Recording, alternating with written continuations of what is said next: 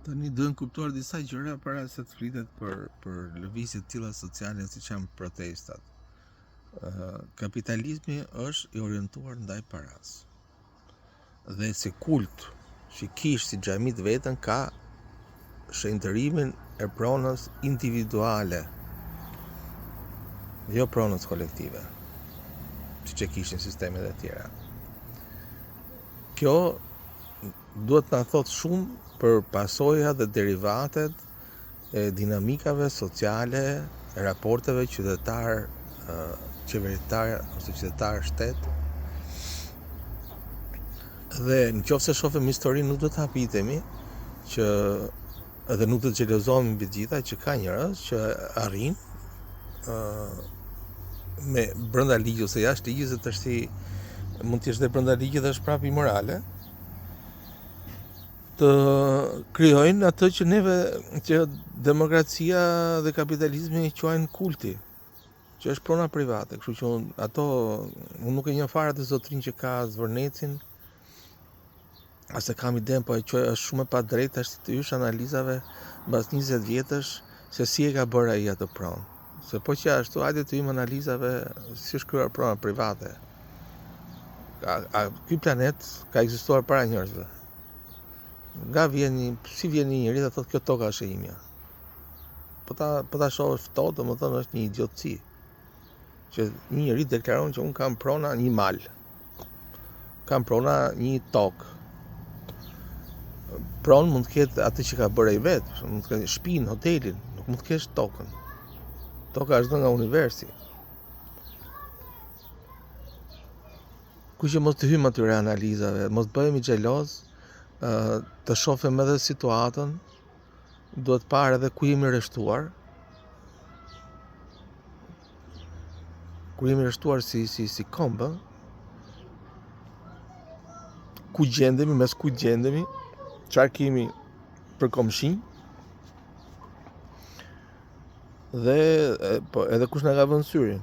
Ne dim shumë mirë kush na ka vënë syrin. Ne dim shumë mirë çfarë problemesh kemi me Greqinë. Ne dim shumë mirë çfarë frikë ka Greqia që Shqipëria ty në EU.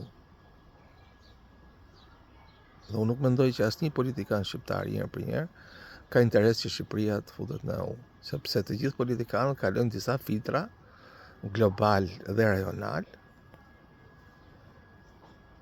që janë aty në parlament. Është më se logjikshme.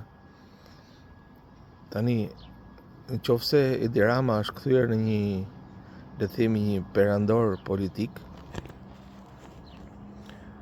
ai është produkti jon. Nuk është se Edi Rama mbaroi për pikturë edhe vendosi që unë tash do sundoj me këtë vend. Është produkt struktural i joni, e prodhon mundësia jon. Nëse s'është Edi Rama, ishte Sali Berisha, Vatosnano. Ne kemi prodhuar atë postin që e bën tjetër perandor, raportin, struktura shtetërore. Edhe ajo pak demokraci që ishte, edhe unë habitem se dalin tani. A nuk ishin shqiptarët aty kur u vendos që deputetët do zgjidheshin nga partitë? Ishte i çmenduri. Ku ishin ta njerëzit që dolën në për protesta? Si mund të zgjedhë, të kthehet një parti në një organizat, në një supermarket, i cili shet deputet lëkun. Aty vdiq demokracia. Vdiq dhe ja kjo është rezultati sot. Unë prap, duke qenë i ftohtë, mendoj nëse jam i ftohtë edhe objektiv, mund të them pa frikë që Edi Rama ka dhe merita që nuk duhen hedhur poshtë në fillimet e veta. Modernizoi shtetin shqiptar deri në një farë niveli, patjetër. Askush s'kishte për ta bërë Albanian. Ma i rast. Kush do merrte pastronte Tiranën? Kush përveç atij? E mori përsipër, më thënë, i dha një qytetari shtetit shqiptar sepse ai vet ka qytetari. Po pastaj duke parë nga lart situatën, ai pa dhe gjëra që nuk shiheshin nga poshtë. Jam i sigurt që janë dashur të bëj marrëveshje me miq dhe armiq nga të gjitha krahët. Nuk është kollaj domethënë ti je kryeministri i Shqipërisë ose i një vendi. Dhe aty ku ai çdoi ishte kërkimi i maksimumit të pushtetit, që mund t'i vi nga disa arsye, mund t'i vi nga nevoja, mund t'i vi dhe nga kënaqësia. Një gjë është e sigurt që pushteti dhe paraja tepër e degradon njeriu, i që rastin kur ai është shenjtar. E degradon, se ti shef që çdo gjë që të mundur. Është degradues, është provuar në histori kjo, nuk është se pa shpikim ne, nuk është kushdo që të ishte aty. Dhe me këtë e kam unë që këtë do të kuptojnë njerëzit që kur janë struktura dhe mundësia që e prodhon një perandor në Shqipëri gjithmonë. Jemi ne. Ngrihemi tash ti, jep dorëheqjen ti, të vi unë. Është dakord. Po ndryshohet struktura që prodhon të njëjtin perandor nesër, me çik më dobët, çik më pak brutala, më qytetar, është e gjitha të mundësia dhe struktura.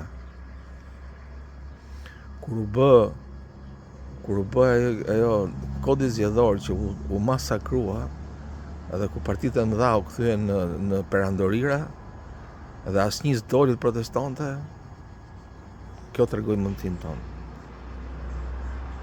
Që të kthehen te protesta, më thash që zemrimi është legjitim, janë bërë shumë zullume, 14 vjet sa ka vajtur Rama, korruptojnë këdo, zullume pa fund që tregojnë gjithë ato ministra që po shkojnë në burg, gjithë ato njerëz që po burgosen, figurat të mëdha. Por ato pretendimet që po janë të nisur nga forcat e huaja, shërbimet sekrete të vendeve të tjera që duan na destabilizojnë, pa jo nuk diskutohet, ajo nuk është vetëm të protestat, e kanë mend çdo ditë politikat negative të kundërshtarëve të interesave të kombit tonë. Nuk është një gjë e re kjo. Gjithmonë do përpiqen ta bëjnë atë. E jo vetëm tani, pe kanë bërë para protestës, gjatë protestës, edhe mbas protestës. Është e njëjta gjë. Ajo që neve do të kuptojmë është që të shkëputemi nga histerizmat, të japim qytetari një lëvizje. Do thënë, ata njerëz që kërthasë aty rroft Shqipëria, atë po diskutohet, aty jeton Shqipëria apo jo, është shumë e thjeshtë. Problemet tona janë shumë thjeshta. Unë 3-4 gjëra kryesore po u bën, edhe unë do ta vlerësosha shumë nëse kryeministri do ishte aq inteligjent dhe të kapërcente egon e vet, edhe bënte 4 lëvizje. Rroga bazë 800.000, pensioni 700.000, se jashtë një brez i tërë, i cili po ikën, nuk ka pa një ditë bardhë. Me këto do të merremi ne. Se me Sfornece, Sazane, ku dëgjon janë jashtë komplet skopit personal qytetarit, është pa lidhje fare. Është dhe hipokrizi, domethënë, nga ana jonë. Çmimi i naftës, çmimi i korrentit, çmimet e ushqimeve, me këto të merremi ne. Këto kërkesa të bëjmë ne. Spitalet, shkollat. Po bën këto, impaktojnë kualitetin e jetës së gjithë shqiptarëve. Arrin flamingot apo s'rrin flamingo, nuk jam kundër flamingove. Që të kemë flamingot një zonë atje. Po të merrem me shqiptarët një herë. Me prindërit tanë, me vëllezërit. Atë sofi shqiptari një herë të ketë një jetë sigurt. Ky është një vend shumë i pasur, me njerëz shumë të varfër. Ti qëndrojnë 3-4 pikave, dhe në rast se kjo qeveri që don dhe i pranon të 4 pika, le të ulen dhe të diskutojnë prapë. Mos marri protesta një drejtim pa ditur, që s'na intereson neve si popull, prandaj s'po lvizim. Unë mendoj që nuk po s'u ngrit ai familjari edhe ai që ka atë tezgën atje e dyqanin e materialet e ndërtimit, ku dëgjon lokalit, po dolën këta nuk ka për ndodhur asnjë gjë. Se po që për ashtu, atë zotrin aty e kanë zgjedhur shumica. Është me fakte kjo, ai bilet mund t'japi dorëheqjen, tregohet komplet politikanë qytetëruar, një do ndorëheqjen, dalin prapë gjithë, po më vllajtë, dolin zgjedhur prapë i fiton. Prapë i fiton. Sepse lëvizja që ka dalë aty, lëvizja e zemrimit qytetar, duhet të kristalizohet në një po themi në një kresht politike. Zotëri i bën dot të gjëra ti, shumë e thjesht pyetja më. I bën dot të gjëra. Pension, rrogën bazë. Spitale, shkollat. Ne i bën dot? I bëj, vazhdo punën. Si bën dot, hap krahun, del në një, i bën dot ti. Sa duan e tjerat. Ore kaq, më kaq. Kaq. Mbasandaj ka kohë për ta sofistikuar, për të bërë pralla intelektuale dhe politike.